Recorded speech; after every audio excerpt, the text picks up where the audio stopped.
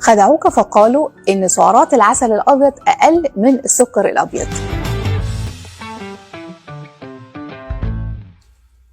والحقيقة إن العسل سعراته أعلى من السكر الأبيض، لكن وخلي بالنا من كلمة لكن، إن العسل أفيد بكتير، خاصة إن العسل بيختلف باختلاف النحل بتاعه، مكانه فين، بيتغذى على إيه، لكن في المجمل العسل أفيد بكتير بكتير بكتير.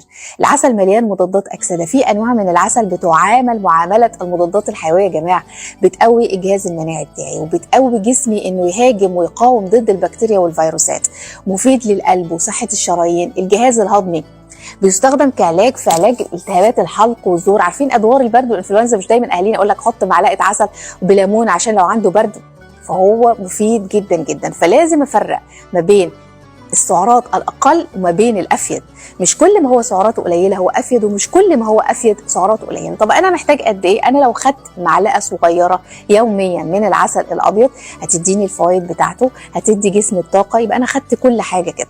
استخدم امتى العسل كبديل للسكر الابيض؟ لو انا اخري في اليوم كله معلقه واحده، خلاص اشيل معلقه السكر واحط معلقه العسل. وسؤال حلقه النهارده، قولوا لي على فايدتين من اللي انا ذكرتهم من فوائد عسل النحل.